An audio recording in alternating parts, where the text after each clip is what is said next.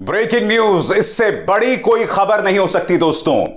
तेल अवीव से छपने वाले अखबार जेरूसलम पोस्ट से एक बहुत बड़ी खबर आई है दोस्तों, और वो खबर क्या है ध्यान से सुनिएगा। करीब 150 इस्राएली सैनिकों ने जंग लड़ने से मना कर दिया है। ये इस्राएली सैनिक कह रहे हैं कि बेंजामिन नेतन्याहू ये जंग अपनी निजी आकांक्षाओं के लिए लड़ रहे हैं। ये सैनिक कह रहे हैं कि अब भी कई इस्राएली हमास के हाथों में बंधक हैं, पहले उस पर समझौता करो, उससे पहले हम जंग नहीं लड़ सकते हैं। और उन्होंने बेंजामिन नेतन्याहू को चेतावनी दे दी है कि हम आने वाले दिनों में अपने हथियार जो हैं डाल देंगे। दोस्तों आपको समझना पड़ेगा, आज 15 और सैनिकों ने इस पर हस्ताक्षर किए हैं, जिसके साथ यह संख्या 150 हो गई है। कहने को 150 की संख्या बहुत ज्यादा दिखाई नहीं देती है, मगर आपको समझना पड़ेगा, यह खबर जेरूसलम पोस्ट से सामने उभर कर आ रही है, जो तेल अवीव से जो है अखबार छपता है। बात वहां नहीं रुकती है, यह खबर आ रही है इस्राएली सेना से, वो इस्राएली सेना जो कि इस वक्त 3 मोर्चों पर जंग लड़ रही है, फलस्तीन, ईरान और लेबनान। ऐसे में उन्होंने कह दिया है कि हम अपने हथियार त्याग देंगे। इंतजार कीजिए, कुछ देर बाद मैं आपको बतलाऊंगा 23 साल की एक महिला सैनिक ने किस तरह से इमोशनल अपील की है प्रधानमंत्री बेंजामिन नेतन्याहू को। वो आपकी स्क्रीन पर होगा। मगर इस सब का मतलब क्या है दोस्तों? हर गुजरते दिन के साथ ये मत सोचिए कि इस्राएल सिर्फ फलस्तीनियों को, लेबनान में बसे लोगों को मौत की घाट उतार रहा है। वहां पर जो हालात पैदा हो रहे हैं वो किसी कॉन्सेंट्रेशन कैंप से जुदा नहीं है, और इसका जिक्र मैं पहले कर चुका हूं। इसका असर वहां के यानी कि इस्राएल के सैनिकों पर भी पड़ रहा है। सरल शब्दों में दोस्तों यह खबर क्या है आपकी स्क्रीन पर?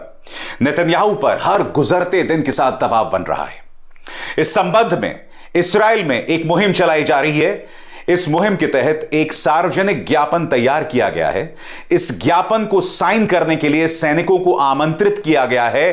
अब इस मुहिम से धीरे धीरे कई सैनिक जुड़ते जा रहे हैं। अब तक 150 से ज्यादा सैनिक इस मुहिम का हिस्सा बन चुके हैं।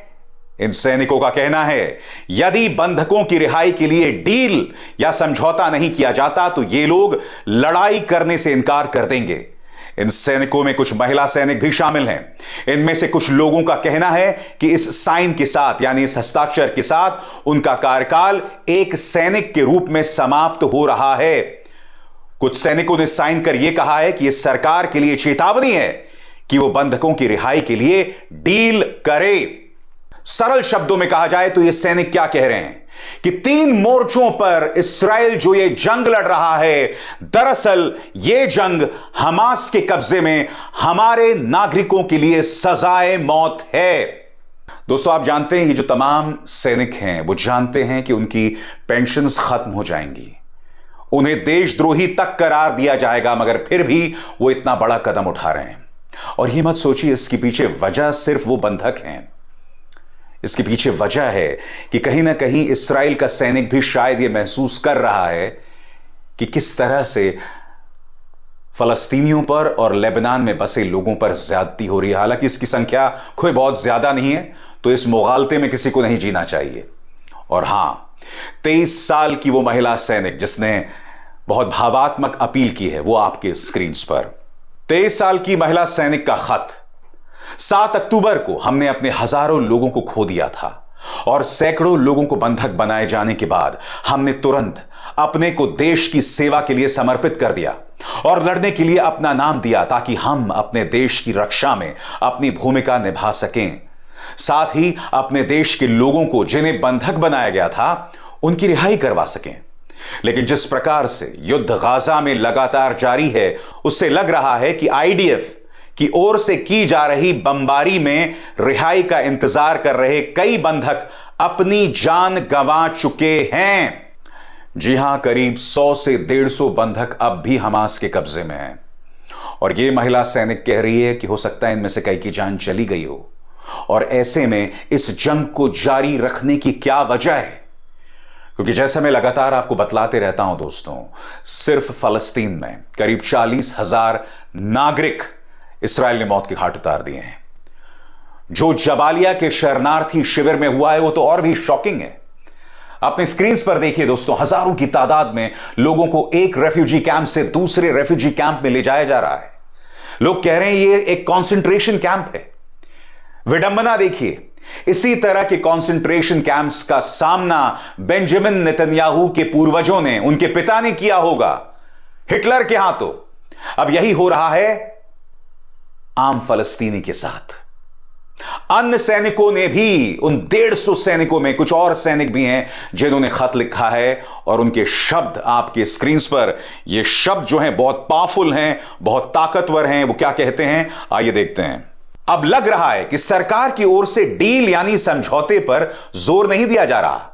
लोगों ने कहा है कि हमने सरकार के साथ मिलकर गाजा में अपने लोगों के लिए लड़ाई लड़ी, हम भी चाहते हैं कि हमास का अंत हो, लेकिन इस सब में अपने लोगों की रिहाई करवाने का जज्बा ही हमारी ताकत रही है। लेकिन अब हौसला टूट रहा है। गौर कीजिए इस शब्द को, अब हौसला टूट रहा है। यह हौसला टूट रहा है क्योंकि आपको समझना पड़ेगा यह युद्ध पूरी तरह से एक तरफा है। हमास हमला करता है, मगर इस्राएल के मुकाबले वो हमला छिटपुट ही कहा जाएगा, क्योंकि पिछले 1 साल में हमास ने एक ही बार इस्राएल को नुकसान पहुंचाया था, बड़ा नुकसान पहुंचाया था, जब उसके बेकसूर नागरिकों पर हमास ने हमला किया था, और यह जो नया युद्ध का नया फेज शुरू हो गया था। कुछ अन्य सैनिक क्या लिखते हैं दोस्तों आपके स्क्रीन पर, हम जो अभी तक अपने देश की सेवा में अपनी जान की परवाह किए बगैर पूरी ईमानदारी से लगे हुए हैं, सरकार से यह कहना चाहते हैं कि यदि सरकार ने अपना रुख नहीं बदला और बंधकों की रिहाई के लिए डील पर काम शुरू नहीं किया, तो हम बतौर सैनिक सेवा नहीं दे पाएंगे। हम में से कई लोगों के लिए यह तारीख बीत चुकी है, कुछ के लिए तारीख नजदीक आ रही है। जी हां, तारीख का इंतजार। और आप जानते हैं, इनमें से सैनिक जानते हैं कि बेंजामिन नेतन्याहू अपनी जान बचाने के लिए इस युद्ध को जारी रख रहे हैं और तापमान को हर गुजरते दिन के साथ बढ़ा रहे हैं। अब यह भी कहा जा रहा है कि ईरान के साथ बहुत ही गंभीर संघर्ष होगा। आपको क्या लगता है दोस्तों, जब ईरान के साथ युद्ध शुरू हो जाएगा तो क्या इसराइल पर इसका कोई असर नहीं पड़ेगा? क्या मध्यपूर्व के बाकी देश दखल नहीं देंगे? उस सैनिक के जहन में यही डर है। वो सैनिक जानता है कि इस इलाके में वो अकेला बना हुआ है, और मैं आपको बतलाना चाहता हूं, वो जानता है कि उसकी पेंशन खत्म हो जाएगी। मैं आपको जेरूसलम पोस्ट में क्या लिखा हुआ है उसे हूबहू कोट करना चाहता हूं। अंग्रेजी में है और मैं उसे पढ़कर आपको सुना रहा हूं। ये उसी 23 साल की जो सैनिक थी, महिला सैनिक थी, उसके शब्द हैं। Despite her conviction, she acknowledges the risks. It's possible that if I go through with this, I'll be penalized. Whether it's through my salary or the service itself, it's on my mind. Taking this path is not comfortable. But there's nothing more important than following what you believe in.